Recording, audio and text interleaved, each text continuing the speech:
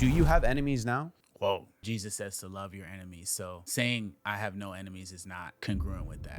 You have to have enemies though. I've had like panic attacks. I've had like a breakdown where I told my wife, like, I don't want to be no big deal anymore. Like, I just want to be Dylan. We hear outside the room that you were in, these security guards were talking. They're like, yeah, this kid started cursing me out and we had to call the cops on him. And I'm sitting there, I'm like, yo, he's talking about my brother? Yeah. I just didn't want to live. So you were having those thoughts even in middle school? Yeah, for sure. Okay, I'm feeling these feelings of being an imposter. So I just need to prove to myself and to everybody that I'm not an imposter by going crazy, by being amazing. And then I can prove to myself and everybody else that I actually am supposed to be here. So that's been an internal struggle. There was potential for me to just be an egomaniac. How do you know God is real? That's a great question. Never been asked that. How do I know that God is real? Stack the books up, hit the spyglass, search and look up the lazy intellectual, the podcast, the hookup. Romanous to give a toast up with the good stuff. Took a puff, then in reverse, I lit a stick up. It's obvious, the need to sit down and politic. What's on your mind? Share with the audience, the Christ-fearing Assyrian, giving them providence. Omega my wrist, shining my face cause I polished it. From the time when the emperors reigned, what is it? To lose your soul, but the whole world gained. I think it's insane, God memorized your name. From the deaf, dumb, blind, even the lame. It's like a torch flame, illuminating a cave. No mommy rap, we up out of the grave. Thanks and praise every day for God's grace. So slide through, watch an interview and get a taste.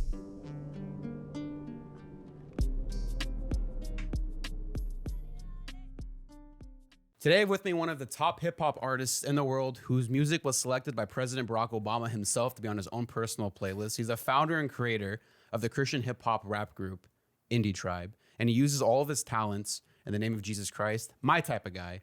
No big deal. What's up, bro? It's a big deal sitting with you today, man. Man, thank you for having me, bro. Well, thank you for coming out here. I know it's a bit of a track for you, but I appreciate it. Yeah, it's fun. It's fun, bro. This is a great setup, so I'm happy to be here. Yeah, thank you, bro. Sure. So here's the thing. How I heard about you is because of DJ Mike LV. Of course. First and foremost. I mean, the plug, yeah.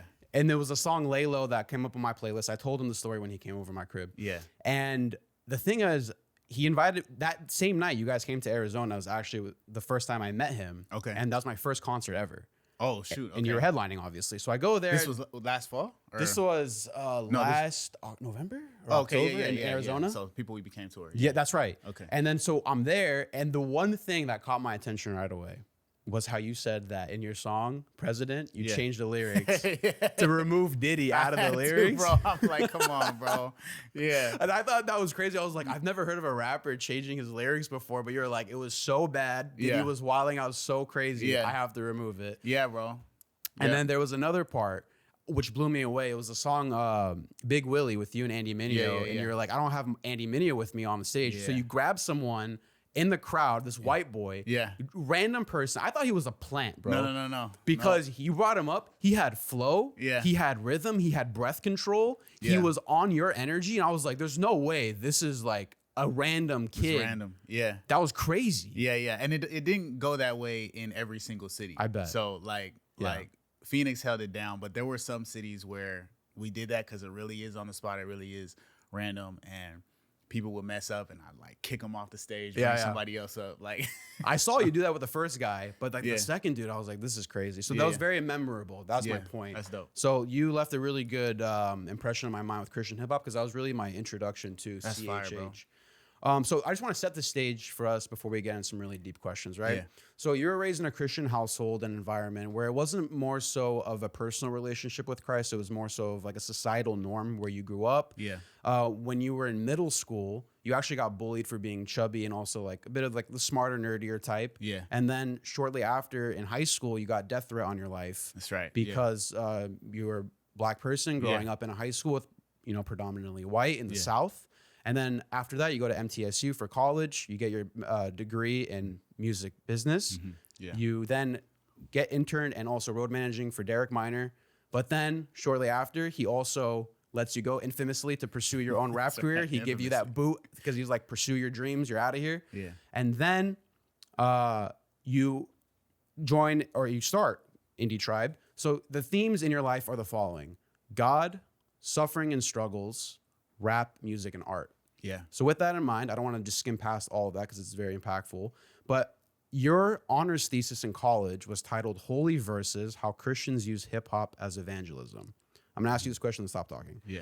Are you really a rapper who raps about Jesus, or are you an evangelist who uses hip hop as a tool to convert? Yeah. So, first of all, I don't know how you knew all that stuff, bro. That's crazy, bro. You're like a human chat GPT or something like that. I don't know what's going on, but feel like I'm on Nardwar or something like that. But yeah, okay. So you said, Are you a rapper that raps about Jesus, or are you an evangelist using hip hop as a tool to convert people? Yeah, I'm a rapper that raps about Jesus for sure. I think that I don't have the authority to decide how God decides to use things within the world. You know what I mean? I'm obedient to him, and the fruit that comes from my music, that's his plan. That's like what he's working out in the world. So when I say that, what I mean is I'm not going into the studio or planning out albums or whatever like, okay, this is my evangelistic ministry. Like, this is how I'm going to reach the world with the gospel. That's not how I create music.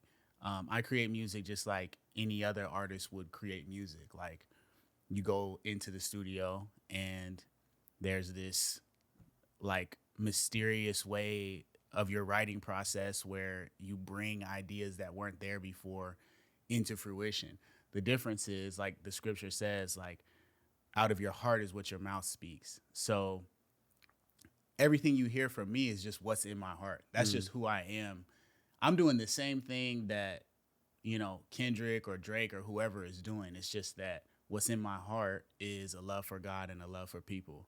So we have the same general process, but the outcome is different because of where our treasure is and what our hearts are set on. As far as the ministry and evangelism piece, again, that's just God getting his love to his people, like, through my music. And the reason that I make that distinction is because I'm not really a fan of the idea that, okay, music is my ministry in the sense, like, now I can ignore just the regular ways that Jesus tells us to minister to people. You know what I mean? Like, which I see a lot of times, like, this is my ministry, my music career, this is my ministry, meaning, okay, I don't have to, with my body and my hands and feet, I don't have to, like, find ways to love the widow and the orphan and the least of these. I don't have to find ways to one-on-one have conversations with people about Jesus, about the Bible, because I'm doing that all through music. I'm not a fan of that idea. So that's why I make that distinction. I got you. With the suffering and the hardships you had in your life, did you ever receive, or that you did receive, did you ever view God in a resentful manner, or did you lean more towards God in those moments? For example, the bullying when you were a kid, the death threats, and the such as that. Yeah, that's a really good question. I don't think that I ever, like, felt that hostility towards God. My instinct in those moments would be to kind of become apathetic or run away from God, but not really, like, aim anger at God. And I think that that's just part of, like, how I was raised. Like, I have a strong sense of, like, you know, God is obviously much bigger, much wiser, much more holy, much more vast than I am. So kind of who am I to be angry with him? That would have been a very hard, even before I was following Christ, like, that would have been a very hard thing for my personality to do because of how I was raised. With respect is such a high virtue in my household, especially of, like, authority figures, you know, especially my parents.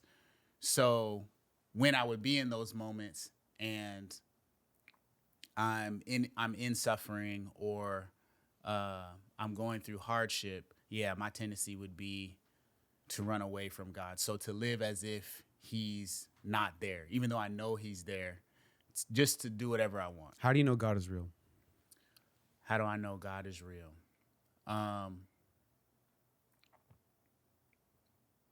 That's a great question. Never been asked that. How do I know that God is real? I think his hand is very evident in my life. That's actually a prayer of Thanksgiving that I give to him a lot. Like, thanking him for how evident his hand is in my life. I mean, my life has been saved multiple times, like my physical life.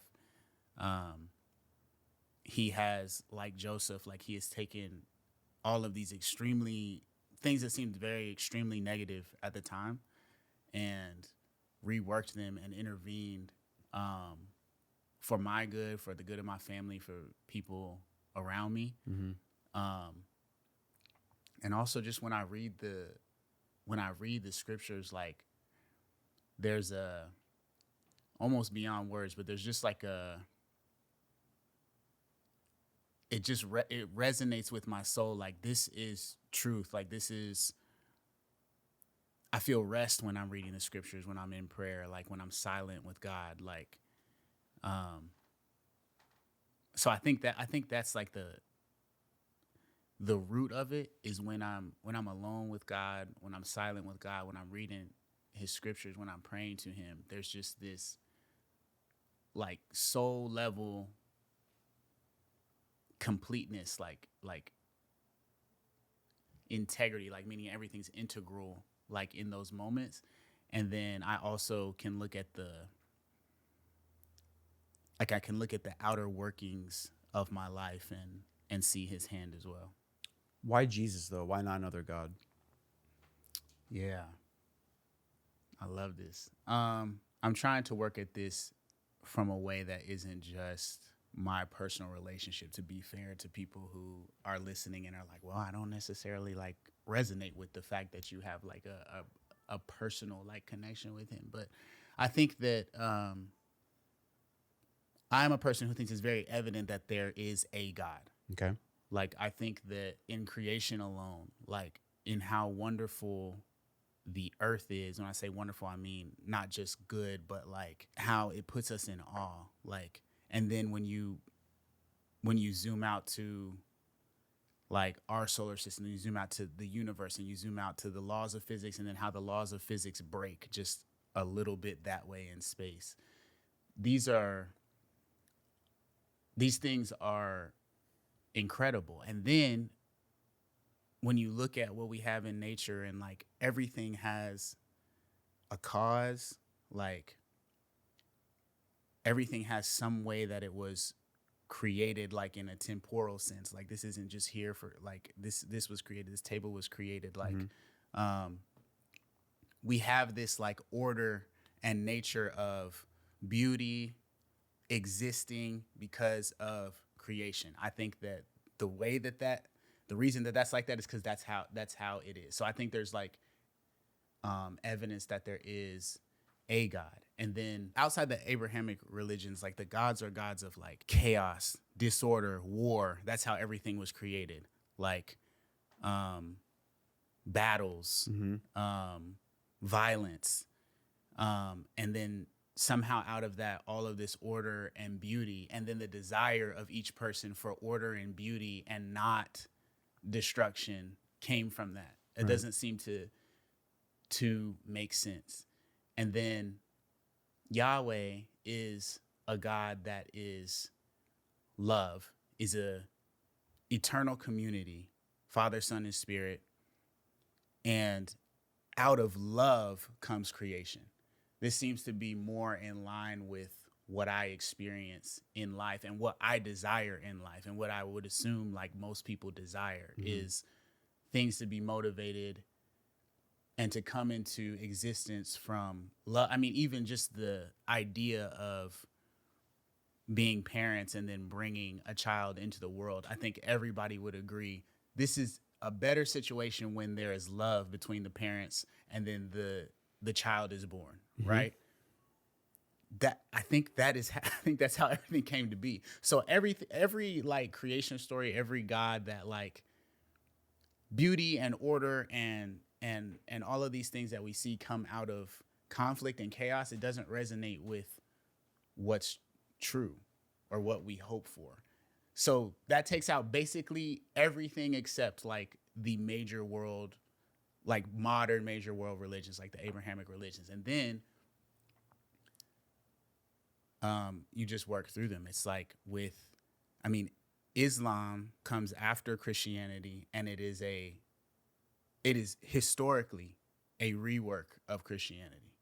Like, It's anti-Christian at the most. yeah, but I'm saying if you're just taking a historical viewpoint, you know, it's a remix of Christianity, like Basically. like legitimately, like like Muhammad was working off of Christianity, like so, and then with Judaism, I mean, the OG Judaism is a part of the Christian faith. It's like the incomplete version. It's of the it. incomplete. Yeah. You see what I'm saying? So it's like, I guess that's other than just, oh, I have a personal relationship with Jesus. That's how I would work through it. Is like, do we think that all of this beauty and order, and this desire for beauty and order, this desire for love, this desire to sacrifice for the people that you love the most, or to receive their love through sacrifice, do we think all of that Genesis is in power and destruction and conquest? If no, then we're only to Abrahamic religions now. Right. And then it's working through the problems of Islam remixing Christianity, and the remix of Christianity being about violence and conquest and power, or Judaism pointing towards this Messiah, this salvation, this redemption, and then that never happening. Right. Like that, because that's where it's like the whole Hebrew Bible is pointing towards A Messiah to return. a Messiah. A dude comes in, fulfills 300 to 400 of those prophecies. They're like, nah, that's not him. Right. Yeah. So that's how I would work through that systematically. Right. Yeah, that makes sense.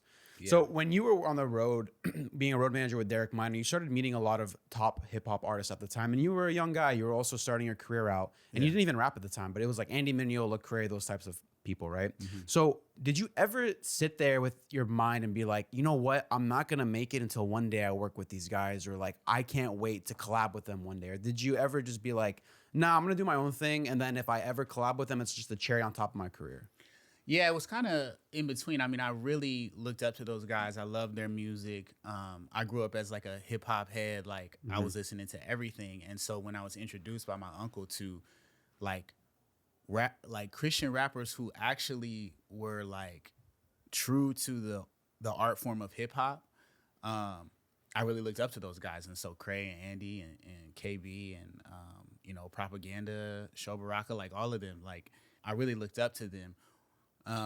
Once I had the opportunity to work with them in as a merchandise manager or a road manager in those capacities, I really wanted to honor where God had me to the best of my ability, and not just try to be like looking towards the next thing or have ulterior motives out of gratitude for, like, God has put me in this position to be on a tour bus with these guys that I respect so much. I'm already working on music, and I'm on here to do a specific job.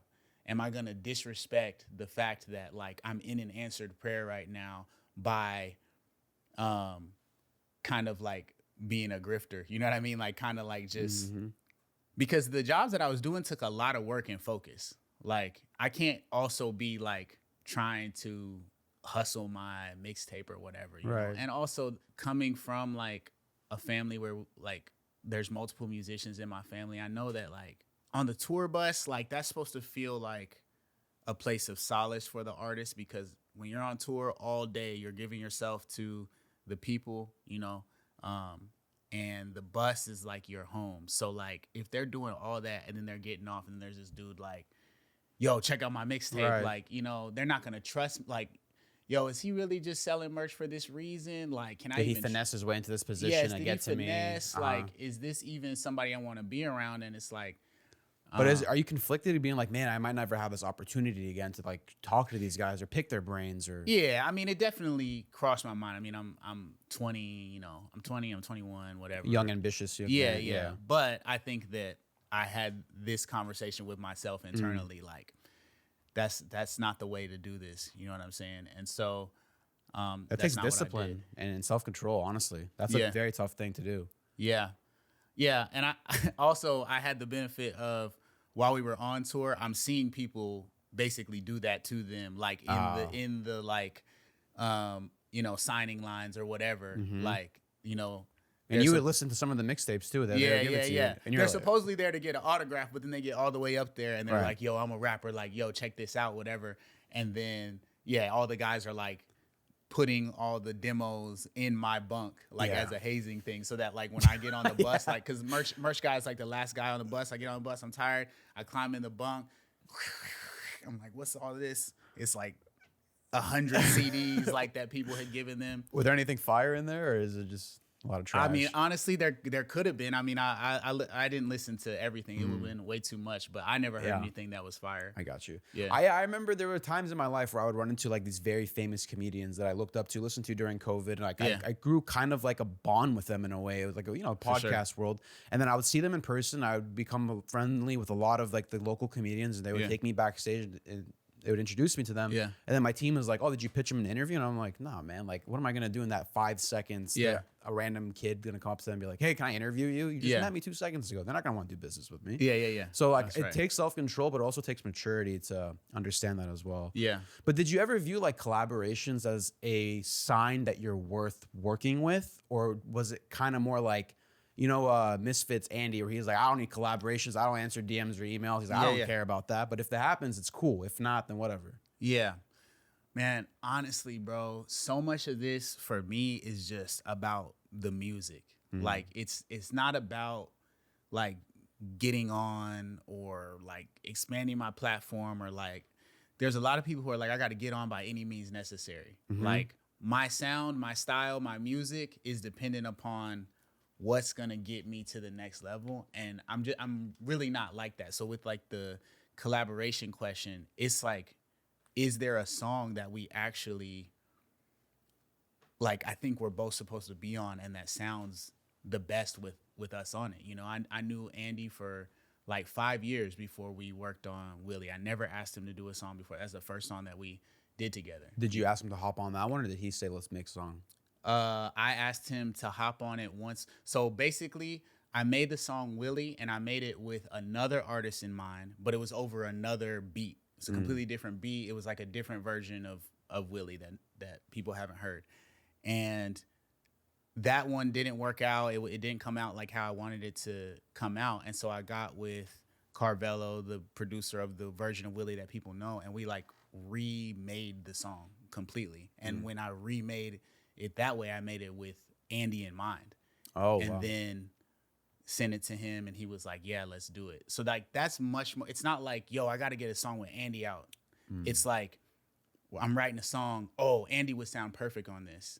Let's see if he would. You see what I'm saying? I do, because Yeah. I do the same thing with interviews. Like, I'll write a list of questions for a person that I have no contact with. Yeah. Have no idea how to reach them. They don't know who I am. And then Yeah. a few years later, I'm sitting in front of them, and I was like, oh, I already had 20 questions for them Yep. lined up. As I made this interview for you. Yep. You know, like these Exactly. questions were specifically curated. Like some of these questions I have for you were from like 3 months ago. Yeah, that's know? exactly how, like, I just did another batch of songs like that. This, like you said, like, there's some for people that I have no contact with, but I'm like, I'm going to make this song because I don't know, like, maybe this is what God is doing, you know? Yeah. This song would sound perfect with this rapper on it. I don't have, like, a contact with him, but I'm going to finish it, and then I'm going to send it, try to get in contact with him and see what happens. And so that's how those songs come about. Nice. Yeah.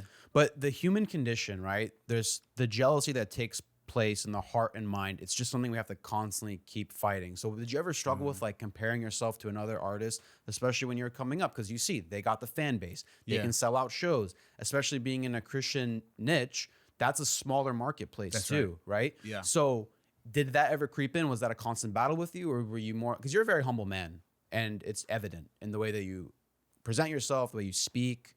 I don't see you as a person who would struggle with that, but if you are, I'd be curious to know.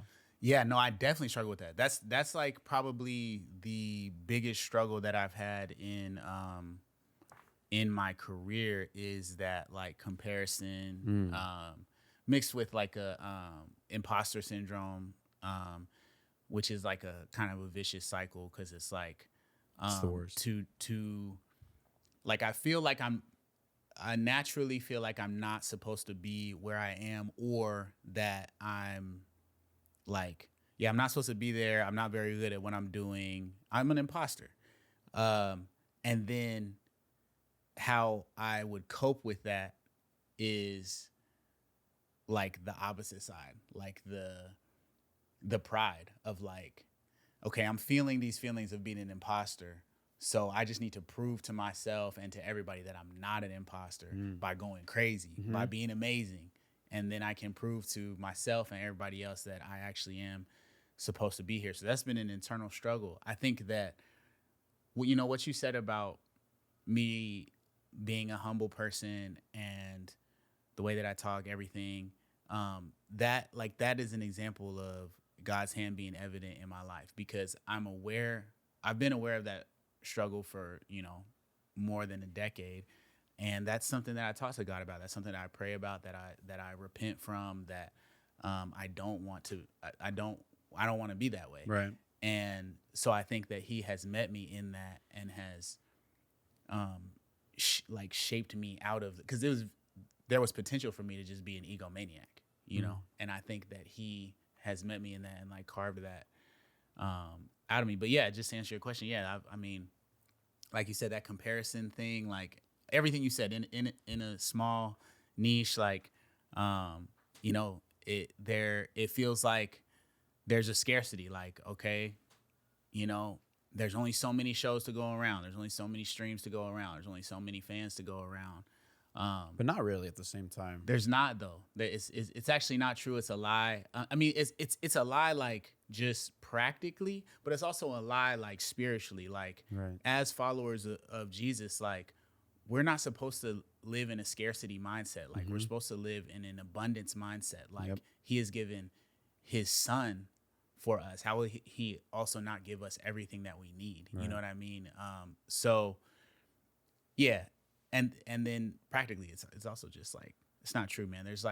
There's millions and millions of people who would enjoy the things that we make. We just got to get it to them, you know? I think having more competition in the marketplace makes you better. 100%. And it makes me come back to your music more. Like, I can go to listen to What Up RG, get tired of his music for a few days, go switch to No Big Deal. Then I'll be like, all right, I'm gonna go back to What Up RG because I like these songs. So like, it makes me 100%. go back to you because there's someone else to swing to. Yeah. If I'm listening to the same one person over and over and over, it's like, I'm gonna get sick and tired of you. There's something new about you. Yeah. You know? So I want to show you a picture. Okay. This is from July 2nd, 2017. Okay. Two pictures.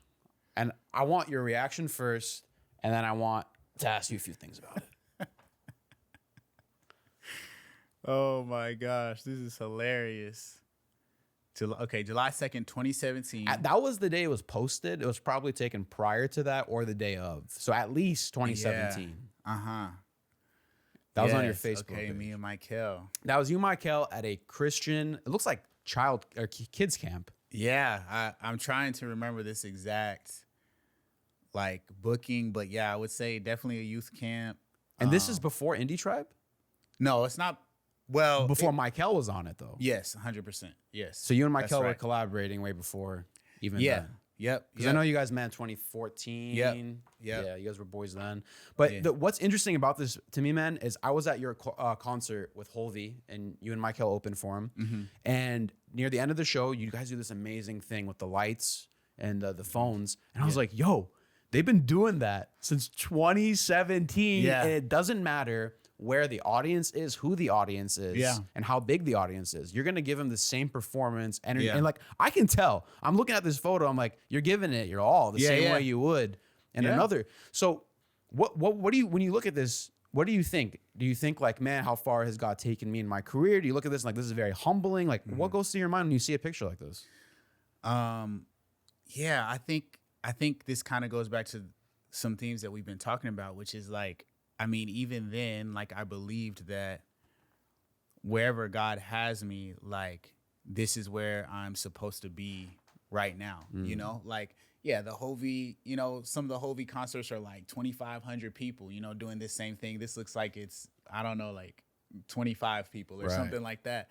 Under 15 years old? Yeah, under 15 years. Exactly, you know? But the thing is, like, I don't know what God did with this concert for this 25 people. I was thinking the exact same thing. Like, this might have the fruit from this could be crazier than the fruit from the 2,500 crowd. You know what I mean? Like, and the thing is that, like, you know, a central Christian teaching that, like, the Imago Dei, like, everybody has this, like, inherent value given by God, so nobody's more important than anybody else, which means that whoever was reached this day is just as important as whoever was reached, you know, on the big, you know, whatever the biggest concert I've done Right. is. So I think I'm not even necessarily in the paradigm of, like, look how far God has brought me, in the sense of this is bad and what I'm doing now is good. Right, because Like, there's still people worth yeah, this performing is in just front as of, good as now, but in another sense of God enlarging, like, the platform and saying, like I actually want to, I want to get my love through your music to more people. I'm very grateful for that, for sure. Yeah, that's But amazing. this is quite a. When was the picture, last bro. time you looked back at that photo? I don't know. I don't know if I've seen this photo since it was posted, bro. Yeah. At least 8 years, something like that. Yeah. That's crazy. It's the funny, dreads came a long way too. We're doing the light thing, like, with the phones, and it's like Broad light. it's yeah, it's like broad day. Like, they have Let me show all these guys the pictures. they I didn't have show all them. the lights on, bro. Like, you can't see the phone lights because the church has every single light that they have Yeah. on, which is hilarious. Like, Isn't that crazy?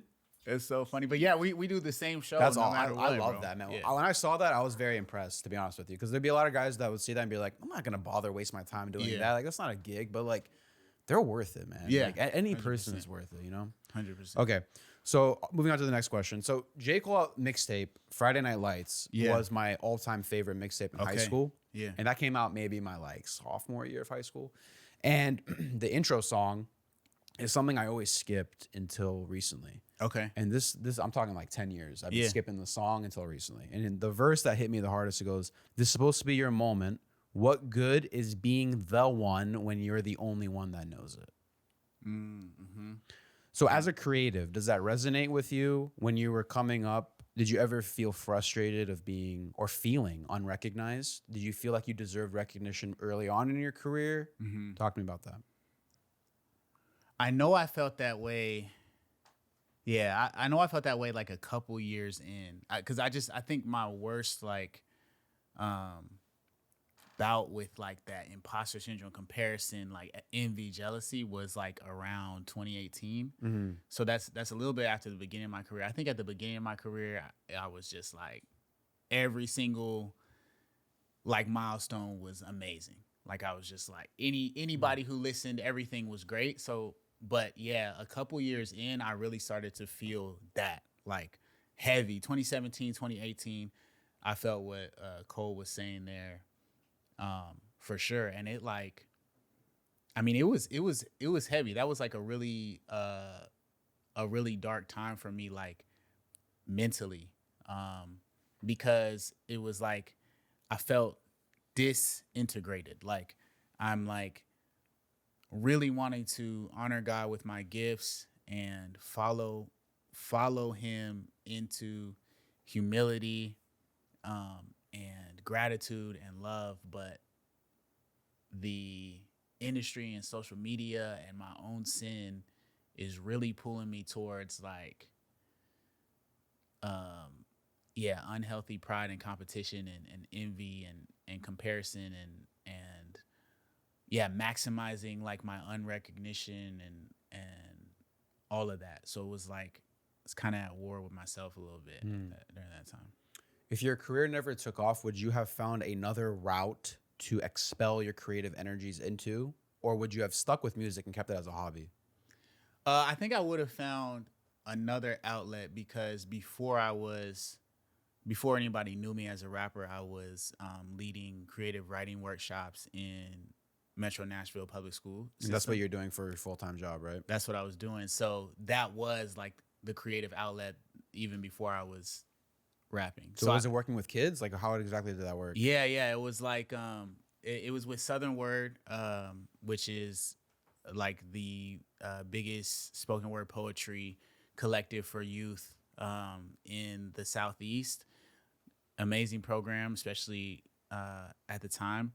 And we would like embed in schools, like in underserved communities, like or English as a second language or what have it, like marginalized communities, and embed in like English classes and enrich like their understanding of the language.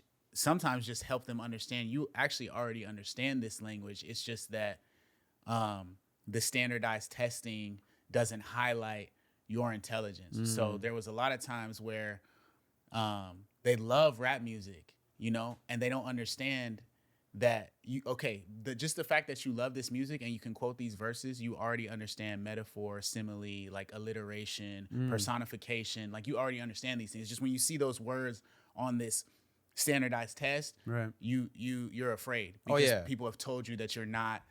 You know what I mean? Yeah, like, if you looked at my standardized test results, you'd have thought I was brain dead, dude. Like, I failed every one of those exams. So a lot of what we would do is I'd be like, okay, who's your favorite artist? My favorite artist is Young Boy. Okay, my favorite artist is Wayne, whatever. Yeah. And I'd be like, okay, let's break down this verse. Okay, this line right here, you like that bar, right? Okay, you like that bar because it's a metaphor.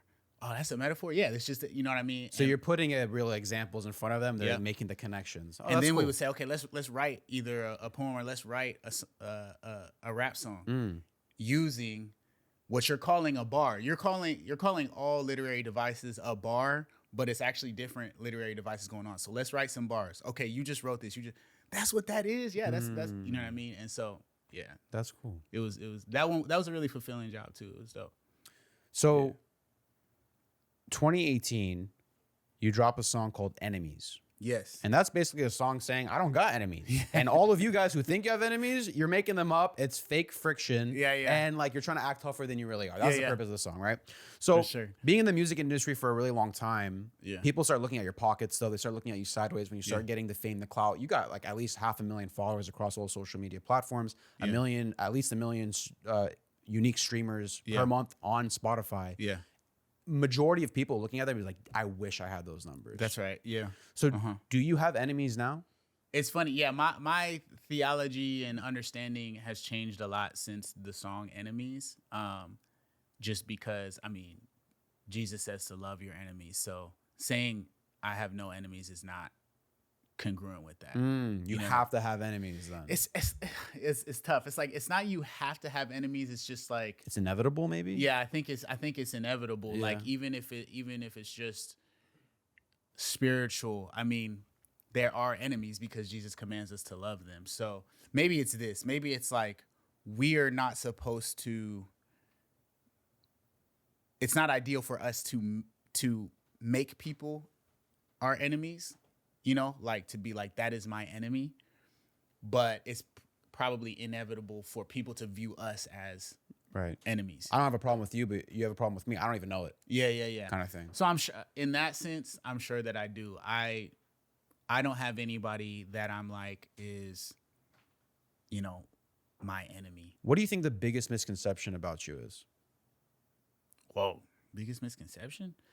I think that sometimes people treat me like I'm like a special class of human or Christian, like either way, like because of the things you said. Okay, he has 1 million monthly listeners, he has however many followers or whatever, like he is he's like a mini celebrity or influencer or whatever, like. And I wouldn't say mini, but yeah. And also like he's a super Christian.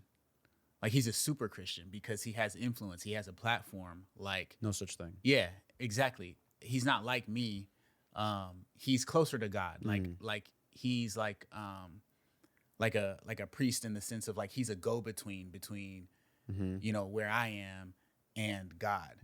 And that is just not true. Like it's not true scripturally. It's not true like practically in any way. Like And so that's something that I try to dispel a lot is like I'm not in a special class, that's kind of goes back to what I was saying about like, and it's not that you can't say this, but that's why I'm a little bit cautious about like, okay, music is my ministry or my career is my ministry, because the same calling that Jesus has for somebody who works a regular factory job, which I used to work those, but like works a regular factory job and just, goes home to their family every night. Like his call to them, in regards to what they're supposed to do to their neighbor and with the gospel is the same as it is for me. I'm not going to get an excuse of not taking care of the widows and the orphans and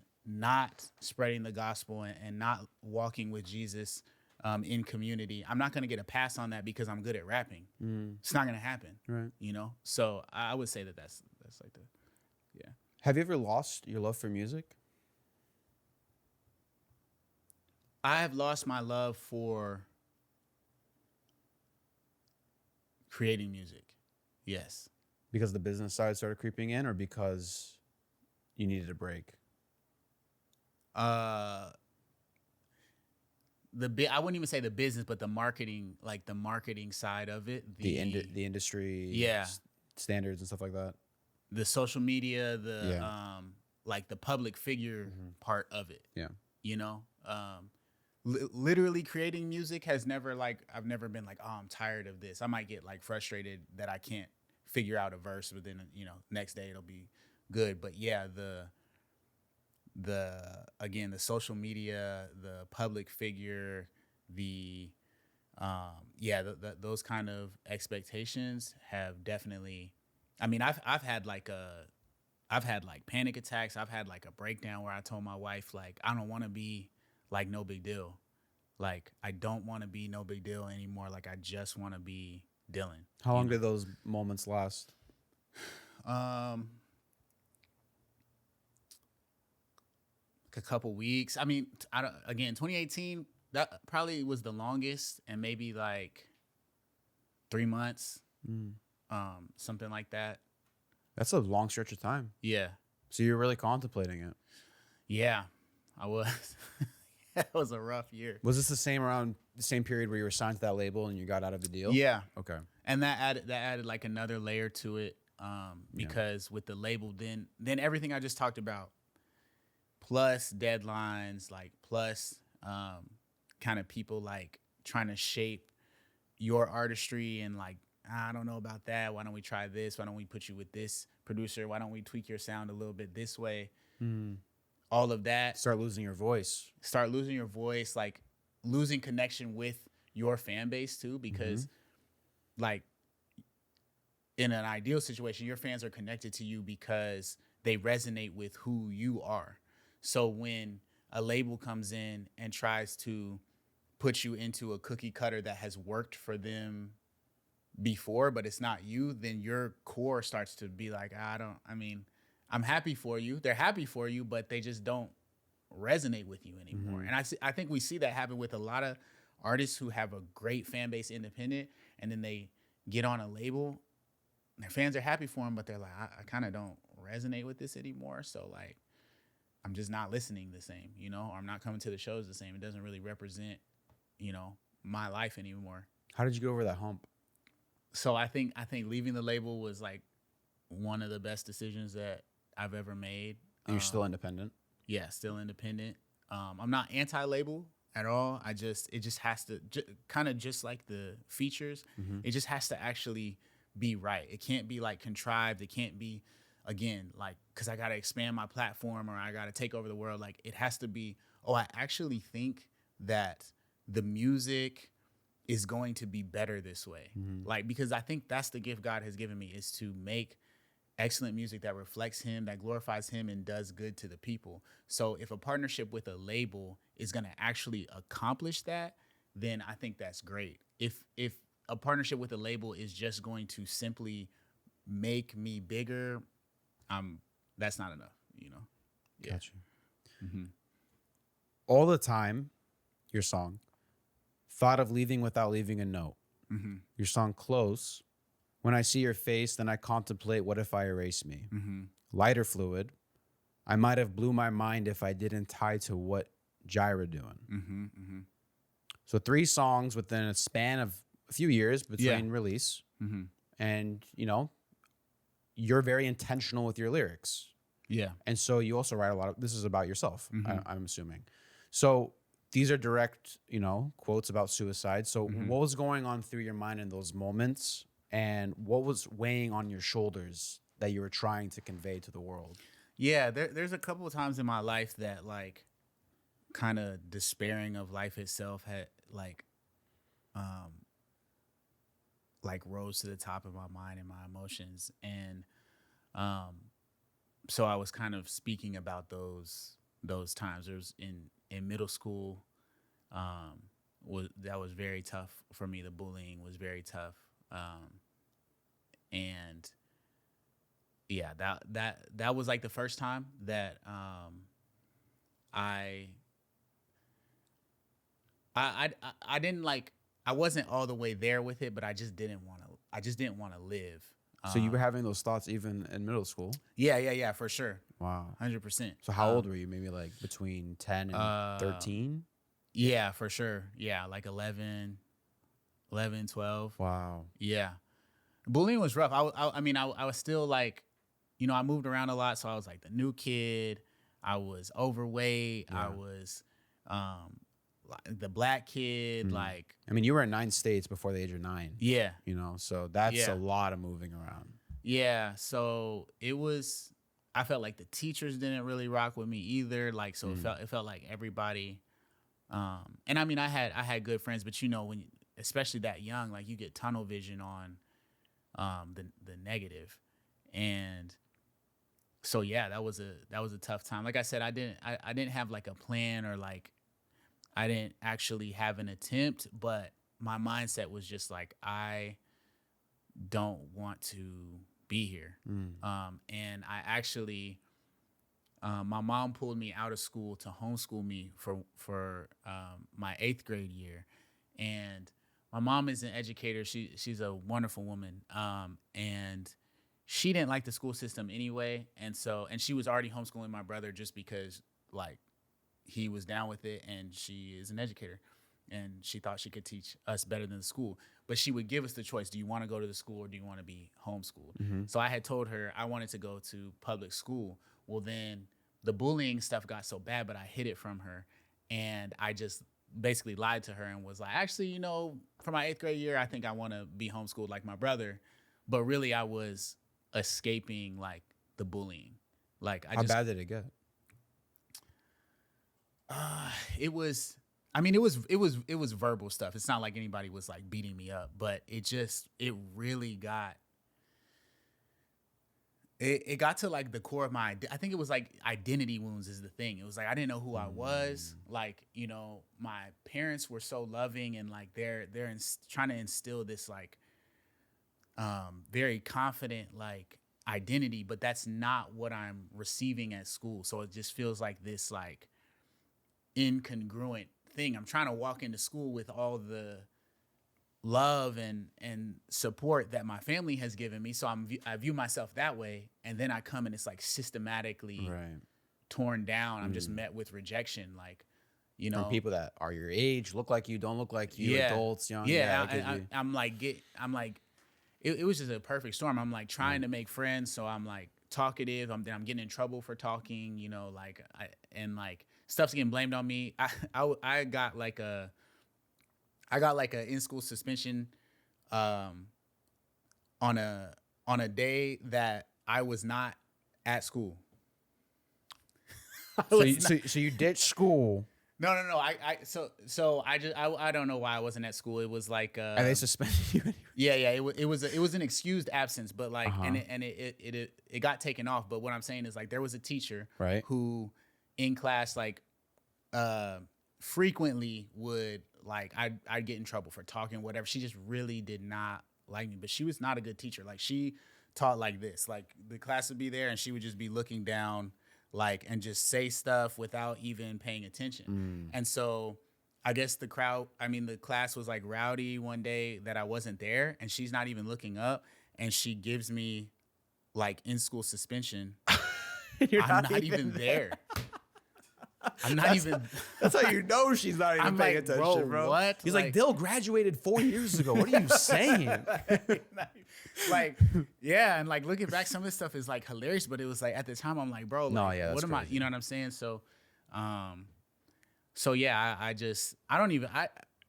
My mom might know that now because I've said that like a couple places, but I don't know if she's heard it. But yeah, I don't know. And you know, when you're a kid, sometimes you think you're slicker than you are. So she might have known at the time. But what I was telling her is I just want her to homeschool me. Really, I was trying to get out of there. And here's the thing. This is where that like little seed of like, okay, I'm going to like prove to everybody that I deserve to be where I am.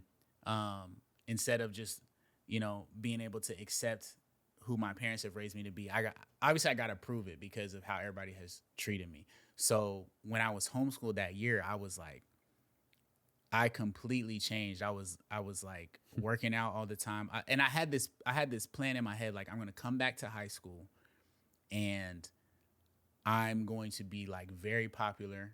I'm going to like make everybody pay for like how they treated me in middle school. But the way I'm going to make them pay is I'm going to get really popular and get all the girls and like get all the accolades and awards and everything. That happened? It happened, which was a problem. Like the problem is like it low key worked. Like it was like, I played like football and soccer, like student council president, like was just in and out of relationships, like had a big friend group, like, and a lot of the problems that I ended up dealing with in my early adulthood was from that period, like from me being like, just trying to like puff myself up to deal with the insecurity. I see. You know what I mean? So like, because it sticks with you, even if you change physically, it still Yeah. sticks with you at those moments. Do you Yeah. still have those thoughts today? I really don't now. When was the last time you think you did? Man, you know, I haven't thought about this in a while, and And I hope you don't start all no, of a no, no, sudden no. again. I won't. Like it's very interesting. Like you're asking this, and I'm like, wow, God has just like moved me out of like I don't even kind of think that way now. I don't know. Probably around 2019. Maybe it was probably like around 2019 and 2020. You know, because like the pandemic sat everybody down, and like you couldn't. Honestly, if I'm looking back at it, that probably had more. That's probably where God worked a lot, because tours are done. Like you don't know what's going on, and like now whatever your home life is your life. You don't have the benefit of like being out in front of crowds and people like affirming you that way and everything. And it was a really important year for my marriage and home life, church life, and yeah, I really don't deal with that at this point. That's beautiful, and I'm Yeah. glad to hear that. The reason why I asked that is because, like, for example, they're not here, so I'm not gonna, say stuff that they can't defend themselves with. But Yeah. like John Keith has a public story where he told us like he wanted to jump off a bridge. Yeah. Michael, when I first met him, he was telling me too about stories how he was extremely depressed. He had a very Yeah. hard upbringing, basically being alone in his Yeah. life growing up in New York, moving to Atlanta. So then you hear other rappers too. A lot of CHH rappers have a common denominator, and that is Yeah. a lot of them have suicidal thoughts. Yeah. Why do you think that is? Why do you think so many of them have suicidal thoughts Yeah. or like become CHH rappers? Like, is it correlation, causation kind of thing? Got you. I think that I'll speak for me and my friends. Like, I mean, I know those are my brothers, so like, we've talked about this stuff at length before, but we're all really deep thinkers in the sense that we're not satisfied with just the surface level story of things. And so if anything, I would say that's the correlation between like the suicidal ideation and like I'll just say Christianity in general, is that like the regular surface level, like just American dream, like everybody just go to work, get money, try to live as happy as you can and then die. So empty. Like it's empty, and it didn't work for us even as kids. Like we're thinking about existence, like, and because we're constantly fed with, oh, the solution is, you know, get lit, like get rich, get girls, and like to some extent or another, we all tried it, and we still were left with like despair. Like, is this really it? Like really feeling the weight of that, you know what I mean? And then you add the specific suffering that each one of us went to, and that's like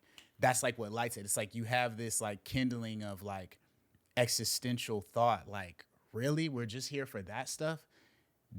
That feels very empty. And then tragedy strikes, you know, like, you know, Michael with his grandmother, like, you know, me with the bull. It's like, that's the flame that like lights all of that existential thought and crises on fire. And kind of in that same way, that's what led me deeper into Christianity. Again, I was raised in like a Christian context, but like really being like, all right, I gotta see if this is true, like for myself.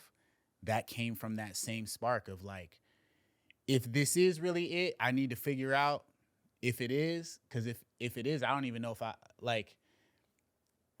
I don't know if life is even worth it. You know what I mean? If this is really all that it is, you know.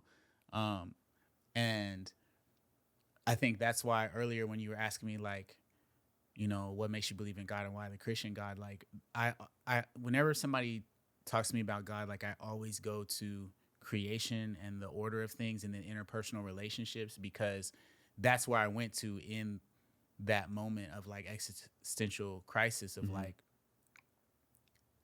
okay, I mean, and I'm like drawn to the outside anyway, but it's like, okay, why are we here? What's going on here? And when I look at everything, it's like, why are things beautiful? Why do things taste good? Why is there love? Why is there happiness? Why is there laughter and joy? Like, these are electrical, biological processes that just help us continue our species. Like the end of it is just everything in evolution has finely tuned us so that we feel all of these things that we feel like are basic human truths, just so we'll have babies. Right. No, this makes sense.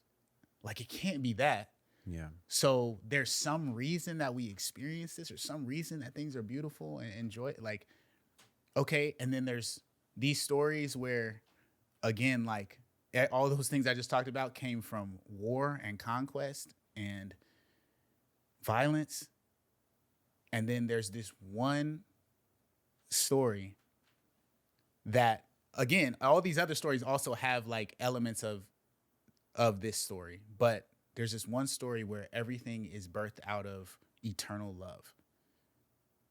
Like that feels like a good starting point. Let's jump into that and like see, and like that's what started the process, you know? Yeah. So it's just that a lot of Christians found solace in Christ, and now they had that commonality with them, and they're able to have a communion around it to escape that thought, is basically the point. I wouldn't say that Christianity or coming to Christianity is to escape that thought. I would say the same process that led to that thought led to the search for truth in general, and that Christianity rang true to us. So the thought that makes you want to take your life, the origin of it is what I'm experiencing the truth? Like the bullying that I'm experiencing, these identity statements that are made about me, this racism, whatever it is this the baseline truth? Because if so, I don't want to be here. So I got to make sure that this is I got to confirm or deny that this is the baseline truth. Now I'm on a search for baseline truth, and Christianity rings true as the baseline truth. I think that's why you see that correlation between that, not as Christianity as an escape, but as a search for truth regardless, and then Christianity ringing true. Are you happy? I am happy. Yeah.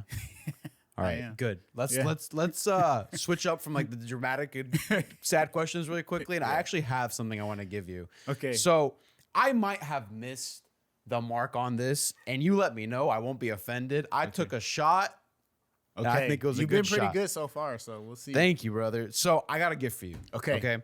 And there's a guy whose name is Phil Lamar. Do you know who Phil Lamar is? Phil Lamar. Sometimes I'm not the best with names. So. This is I'd be surprised if you got this. Okay. But there's a song you have called Over Here, and you have a verse. New Kid on the Block, a Smith and Wesson. You sing it. You know the hook. Yeah. New Kid on the Block, of Smith and Wesson in my locks. Head is just a weapon, and I look like Static Shock. Static Shock. Yeah, right? yeah, So yeah, Phil yeah. Lamar is the voice actor Okay. of Static Shock. Okay. And I saw you put the Static Shock mask on Yes. in the music video. Yes, that's so I right. was like, maybe he's a Static Shock fan. It's a nostalgic thing for him because I'm not gonna lie to you, that was my show when I was a kid. Okay. Yeah. So I got you a signed Phil Lamar by the that's voice actor. crazy. And I know you're a Funko guy too. Yeah, for sure, 100%. Pop Funko is a song you guys Signed created. is crazy. That's bro. the voice actor of Static Shock. Wow. Nah, this is fire. This is going up in the studio. You did great. There you go. You did great, bro. Shot in the dark. Yeah. I had one hook to work with that to find you something. Nah, this is crazy, bro. This is wild. I'm gonna put this right here. For the rest Awesome, of man. the- That's all yours. Thank I you, appreciate you for making the time. That's just a little something. Yeah. Little gratitude. That's cool. I kind of want to keep it now. Yeah, this joint is fire, bro. He used the yellow pin too. That's crazy. Was he actually like a childhood like emblem for you, or like a nostalgic factor? Or? I just liked Static Shock. I wasn't like a Okay. crazy super fan, but yeah, I liked Static Shock a lot. I mean, I identified with him. I thought, Yeah. I like, I just identified with like, it's dope. He's a black superhero. He has locks. Like the way he spoke, I was like, yeah, this is more like how I speak. Yeah. You know what I mean? Like, so I thought it was cool. Awesome, Yeah. man. Do you remember the story of how we first met? No, Okay. I don't. We met one time before this. Okay. Okay. It was the Hovey concert. Okay. Michael's like, pull up. After the show, I'm going to bring you backstage and I'll introduce you to Dill and Hovey. I was like, hell yeah. Awesome. Heavens yeah. Whatever you CHS guys say. You can say whatever, bro. And so we were, the show ends. It was a crazy show, packed to the roof. And me and my brother were sitting on the VIP balcony. This was at I think, not the Van Buren. It was somewhere it was it Van Buren? Yeah, I think it was Yeah. Van Buren. Yeah. Crazy awesome Yeah. session. And it was fully packed. We go downstairs and my brother decides that week to flip his ID for that stupid travel gold star that you need now. The So real he had a ID paper ID. Okay, So okay. then they don't accept that venue. They only take hard ID. So Michael grabs us. We go backstage, and then the security stops my brother, and they go, Oh, this was that show. I remember this. "You remember now. this now? Yeah. This guy's crazy." yeah. So we sit there, and Michael's like, "Oh no, it's cool. He's with me." He goes, Yeah. "No, we don't take that ID." He goes, "No, bro. Like I was just on stage. They're with me." Yeah. And then in my mind, I was thinking like, Michael doesn't have to bring my brother to the back, like. But he's like, "All right, that's cool. Tuma, you stay right here. I'll be right back. I'm gonna go get the manager." Yeah. So me and him go. I'm not wearing badges. I'm going back into like this maze. I have Yeah. no idea where I'm going. Yeah, All of a yeah. sudden, we end at two doors. One of them with the star that says Hovey, and one of them with the star that says No Big Deal. And I was like, Yeah. I know your brother Dustin, but Yeah. I never met you. Yeah. So then Michael bangs on the door, kicks it open, walks in. He goes, "Yo, this is Emmanuel. Can you watch him real quick?" All right. I'm like, Dips, walks out. I'm standing there like, "Oh, what up, dude? Like, I'm a fan." And and then you're like, "Hey, man." And then luckily Dustin was in there because like Yeah. we knew each other. Yeah, He yeah, came yeah. over to my house and we chopped it up a bit. And I was in there for like maybe 10 minutes, and I was just like, "This guy's tired. He's my babysitter." The first time I ever meeting No Big Deal was my babysitter. Yeah. And then like we hear outside the room that you were in, the dressing room, that these security guards were talking. They're like, "Yeah, this kid started cursing me out, and we had to call the cops on him." And I'm sitting there, I'm like, "Yo, he's talking about my brother?" Yeah. And then my brother calls me and he goes, "Yo, the cops got me. The cops, they're detaining me." Hold on, let me finish the story. And then Michael comes in 5 minutes later and he goes, "We're going." And then he looks at you and he goes, "I'll see you in the tour bus." And you're like, "Yeah, maybe." And I was like, "All right, I'll see you. I'll say bye to him then. I don't see you ever again." I walk out. We go to the tour bus. I'm looking at my account. I was like, "Yo, the security guards just said they got my brother." And then my brother just called me. He goes, "Just follow me, bro." So we go into the bus. We open this is Hovey's bus. Yeah. Sick bus. Yeah, dude. yeah. We go in. And my brother is just sitting on the couch in Hovey's bus. And I'm like, "How did you get here? I heard you were detained 4 times." Yeah. And then he goes, oh yeah, Michael crashed out for me. He got me through. Yeah, And he stuck me facts. through the back. And then Holvey comes out, and we're just sitting and chopping up with Holvey for like 10 minutes too, and then we dipped because it was late. Let me make one thing clear. Yeah. I didn't say one single bad word. I was on my side. Bro, he's the first person. My brother is the first person to ever be detained at a Christian hip hop rap concert. let me just put that out there right now. I mean, One single bad word either. I promise. it was Arizona, bro. They It were was probably Arizona. trying to get you out of here, bro. Yeah. And that was the first time we met. You're my babysitter. Yeah. And like some context, the thing is, Michael I never know who anybody is. Like Michael has so many friends. Like everywhere we go, I always say if we go into a room and there's more than like 10 people, Michael definitely knows at least one person. So I had no idea who you were, bro. You could have been anybody. Like sometimes it's just somebody he knew from school in New York. And then sometimes it's like the owner of some record label or something. And he'll just drop people off, bro. So I was like, okay, I don't know what's going on, man. I will say this. He is one of the realest people. Michael is one of the realest people ever because he could have been like, sorry, bro, I can't get you in. Let me just introduce your brother real quick and we'll get him out. Nah, bro. He went and like legitimately was fighting with the security. He's like, you're going to let him through. He got the manager involved, pulled my brother through a secret passageway to get to the tour bus. Nah, that's him. Crazy, man. Yeah, he's realest guy. Extremely loyal, extremely that's him all the time. Shout out 100%, DJ bro. Michael V, man. Yeah, that's probably why he has friends in every single room. Right. Because of that. You know what Yeah. I'm saying? Awesome guy. Yeah. So you got married young. Yeah. Why'd you make that decision? Why'd you get married young? Why couldn't you wait? Yeah, why couldn't you wait? It's Yeah. funny. Some of it, like realistically, was cultural. I mean, I grew up in the Bible Belt, like, you know, and that kind of church culture like expects you to get married pretty young. How old were you? 22. It's not like there's people that get married younger, but That's is very pretty young. Yeah. So some of it was that, and then I mean the other part was just my wife. I mean, she was like my best friend at the time. Like we had known each other like all 4 years of college. Never dated. Like we were friends for the whole 4 years, and so. Because we didn't date those 4 years, but we were friends, we kind of got to know each other in a sense, like almost in a deeper way than you would in a relationship, because in a relationship, especially like in college, it's high stakes. It's like if, you know, we're together and something's not right, then we're just going to break up. Right. And then we'll probably we're not going to stay friends after that. Like it's a college, so I'll just never see you again or whatever it is. But with friends, it's like things that you would break up with your boyfriend or girlfriend with, you're not going to stop being friends with somebody. You know, they make you mad. You just get mad at each other and like, all right, like whatever.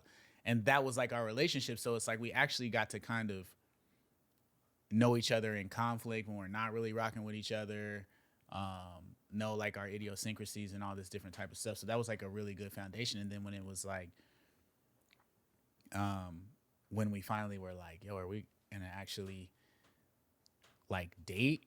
It was like, I mean, the thought in our head was like, if we date, we're gonna get married. Like, cause we already know there's nothing to really try out. Like we already know who each other is. It's the friendship, it's the like commitment aspect, but then also the like, you know, if I'm not trying to live in sin, like if we're dating and we're that into each other, like, and we know that,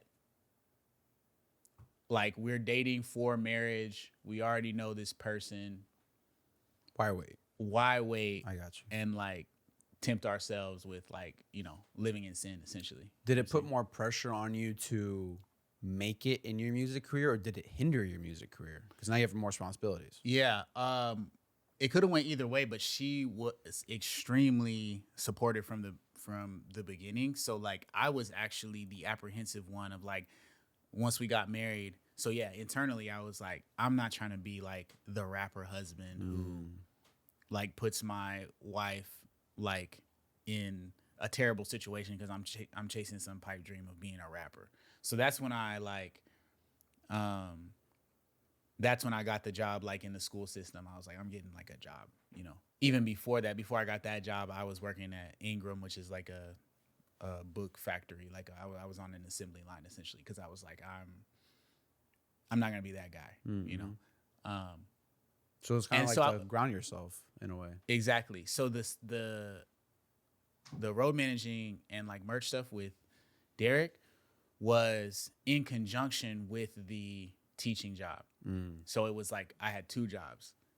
Technically 3, right? Pursuing your music career. Yeah. Well, I wasn't. That's what I'm saying. I wasn't really pursuing the music. So you're just making I music was at the time? Yeah, Gotcha, because I I got love you. making music. Okay, So I I was understand. just making music because that's just the overflow for me. Okay. I was making money on Derek's stuff and mainly on the school stuff.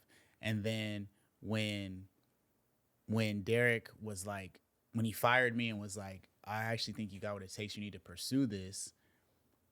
I went to my wife and I was like, this is what Derek said, but like, I'm not really sure about it. Like, I don't know what position that puts us in. Like, But did you resent him in a way for firing you, or did you see it more as a kind gesture? no, I didn't resent him. I didn't resent him for that at all. Like, it was very obvious that, you know, some people would do that and it really was just that they didn't want to pay you anymore, or they thought you weren't doing a good job. And so they just said something nice. Derek's not like that. Like, he only says what he means. And also it was very, like, he was so impressed with the songs I had made. It really felt like he was putting the battery in my back, but I was still a little bit cautious because I'm like, yeah, I have this responsibility as a husband. But when I took it to her, she was like, no, you absolutely should do this. And so the 2 of them together being in agreement on it, I was like, all right, bet. Like, I'm going full speed then. So because you were born in the faith, you've mentioned that it was harder for you to come in the faith on your own, as in like your relationship with Christ, essentially. Yeah. Do you have aspirations to be a father one day? Yes. Okay. Yeah. So would you let your children wrestle with the same thing that you did, where they were raised in a household of Christianity, but then they might have problems with developing a personal relationship with Christ because that was just like the general household rules, for lack of better terms? Or would you leave them be, not teach them about religion, and hope that they find their own way so that their relationship would become stronger when they do find it? Yeah, I definitely wouldn't do that second one. Yeah. I think that something that I've been thinking deeply about recently is, you know, there's this idea in the culture that like to find out who we really are, we need to go internal, and like truth and meaning and everything is in us, like from birth for some reason, like, and we need to go inside and find out who we are. And I don't believe that is Jesus' teaching. I don't believe that's Christianity, and I reject that. I believe that we are people who are formed into the image of God, into the image of Jesus, that our meaning comes from outside of ourselves. And I think that God has a calling for parents to be part of that formation. So I don't subscribe to the idea like you have kids and like they are who they are before you are who you are before you got here. That's what Jay-Z says. Like, I don't subscribe to that. Like, okay, we got to discover who this child is. In a sense, like, could we discover the personality that God has given them? Yes, but God has given us a responsibility to help shape them in the correct ways, to train up a child in the way he should go. And so I definitely would raise them in the faith. And I think that because of what I went through, I'm a little bit more well equipped to help them wrestle with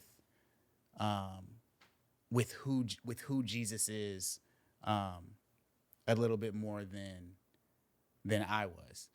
At the end of the day, though, like, I'm not God, so I can't guarantee that my kids won't end up exactly how I did, you know, at their late teens, or that they'll even, you know, I can't guarantee that they won't reject God, but I do believe I have a responsibility to, as best as I can, introduce them to who Jesus truly is, not who he is culturally, not, you know, but the real Messiah as revealed through Scripture, and not hide any part of him, you know, because that's what cultural Christianity does, is like, okay, let's kind of shape Jesus, like conform him into a way that benefits us the most.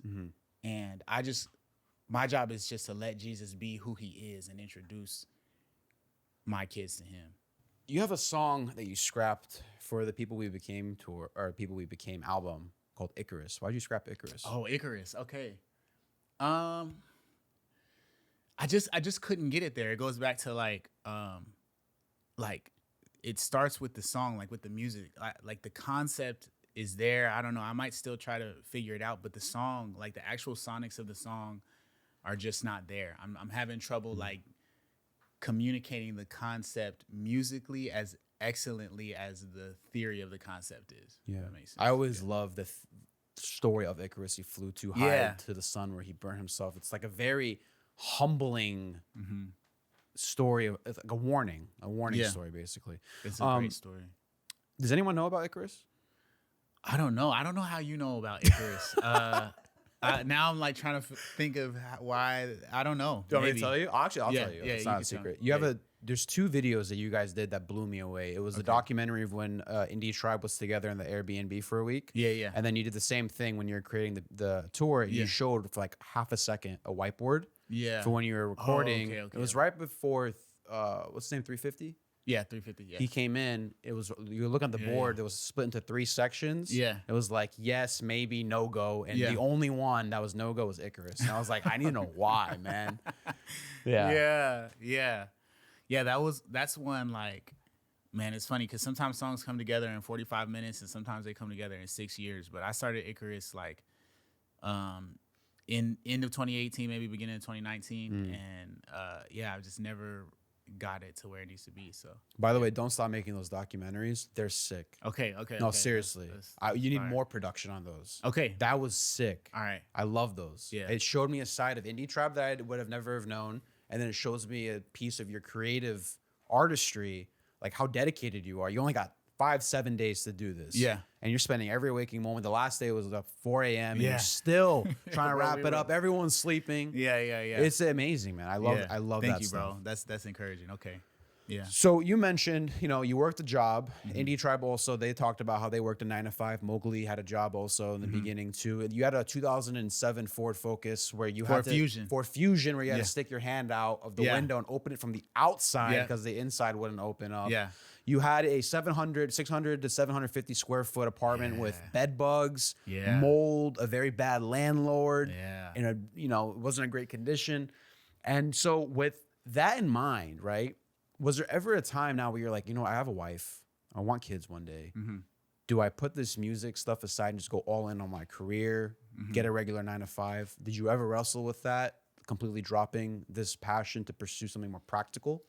That was just, I think only right at the beginning because, again, my wife was so supportive.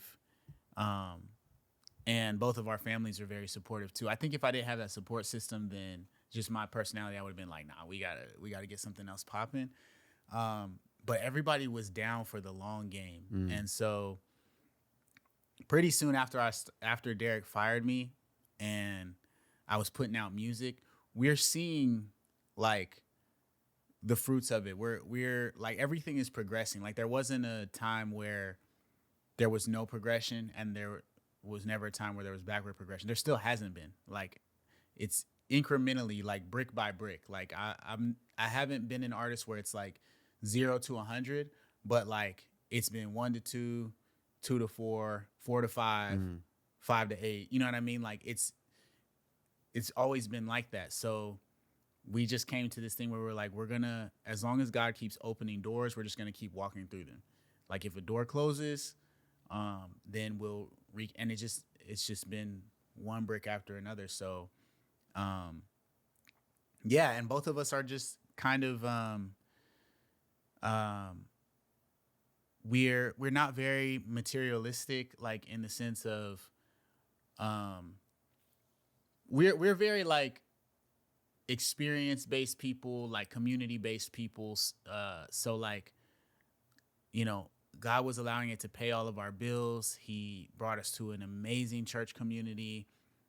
We're surrounded by friends and family, and the music is like changing people's lives. Like, he's kind enough to allow us to hear testimonies about how these songs are like saving people's lives physically, spiritually, mentally. And we have everything that we need.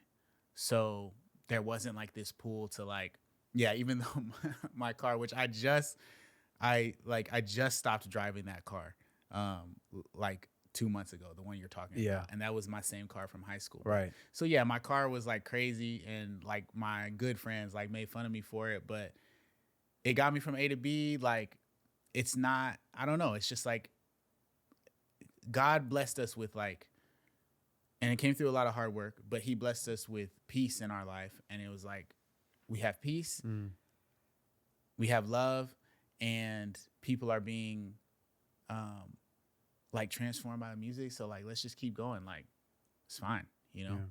Yeah.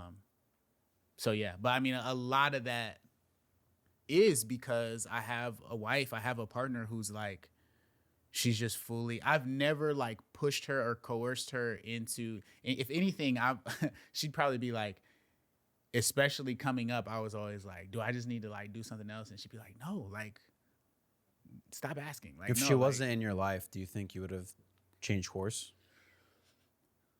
No, but for another reason, because if I'm single, then I also don't need a lot to feel like I'm taken care of. So like, if I was in the same position, but I was single, I also would have been all right. It's just the fact that you have somebody else to take care of that made me be like, is this what I'm supposed to be doing? Like, but then the person I'm supposed to take care of is saying, yes, we need to keep going. Yeah. So, well, I mean, it's evident that you're both right because you became very successful. But what do you measure more of a success criteria? If Funko came out and made an official No Big Deal Funko Pop, or like every song you drop went viral and you got any collab you want and people want to collab with you, is that like a sign of success, or is the Funko a bigger sign of success? Definitely the collaboration. That would be fire. Like if Kendrick calls you up and be like, I need you. Yeah, that would be fire. I mean, we would have some things to talk through, but yeah, if I could make that happen, I would make it happen. Yeah. Got you. Yeah. All right. So I'm Pop Funko. It was a lie. It was a lie. Here's a deep cut about that. All right, man. So I got a card game called the Lazy Intellectual Card Game. Still working on a name for it. And basically, these are questions I normally wouldn't ask during a normal interview, but we're going to do it anyways. Okay. And what it is, it's about 36 questions. Oh, wow. And they range from like kind of shallow to very, very deep. Okay. So I want you to please pick a card, answer it as truthfully as possible. Okay. And then after, I need you to give me a question. We're going to put that in the expansion pack, and that's going to be called the No Big Deal card. I come up with a question. You come up with a question for this game. Okay. Any All right. card. Let's do this one. All right. Oh, wow. Okay. All right. What ethical or existential issue resonates most deeply with you? And how do you actively engage in dialogue or action to address it with the people in your life? Bro, I think Michael pulled this card, didn't he? I can't remember. I think Michael pulled this card. He was like, what kind of... This one is crazy, yeah. bro. I think Michael pulled that one. This is the Indie Tribe card. I know. What? We might have to pull another one. You said range from shallow to super deep. This must be the 10 out of 10. No, that's a shallow one. Imagine. Okay, what? Okay. Do you want me to do this one or no?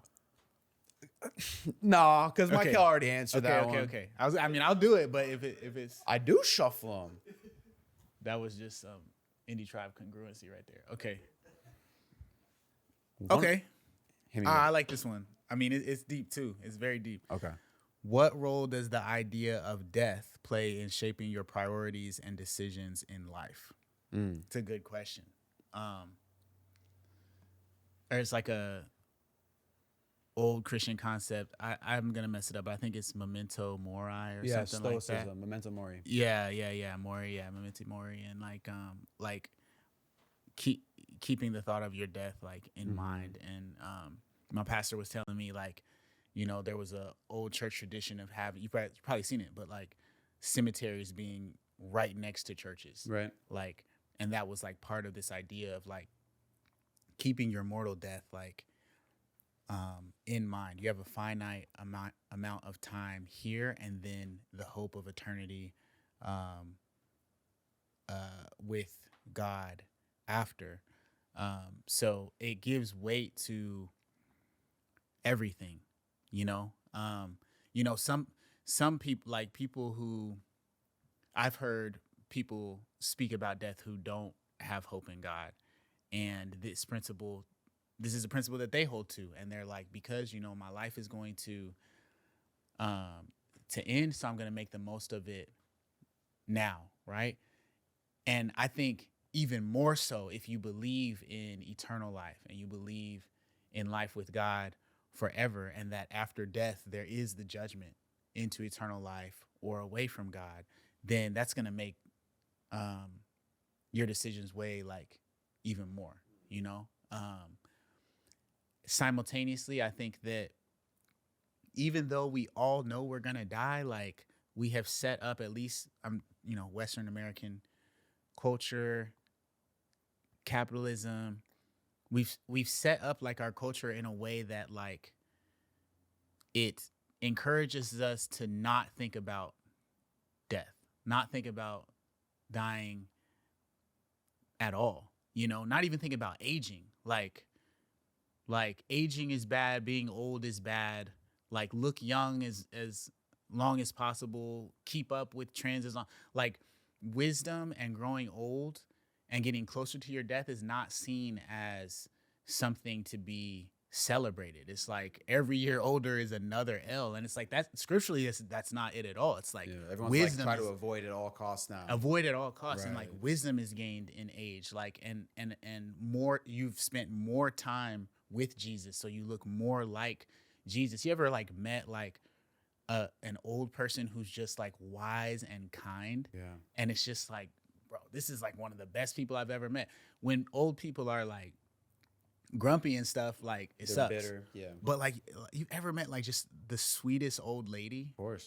Like, Yeah. and it's just like, She drops a bomb on you and then calls you sweetheart or something, Yeah. and you're like, that felt good. it feels like peak humanity, right? And it's like, well, it should be, because that person has been alive longer. Like they're closer, like especially if they're walking with Jesus, they've just been walking with him longer, so they look more like him, and they're also closer to being with him, free from pain, free from sin forever. So they're closer to the hope that they've been living for, and they've been with him longer. So it's like, I think it serves me, and I think it would serve Christians in general to readopt that idea of like, growing old and getting closer to our death and resurrection is a good thing, Yeah. Dill, thank you so much for making the time, man. Guys, give him a round of applause. Thank y'all. This is amazing. This is amazing, man. Awesome. Thank you, brother. Man. Thank you, bro. I hope you enjoyed, bro. Yeah, it was great. God, do it again sometime.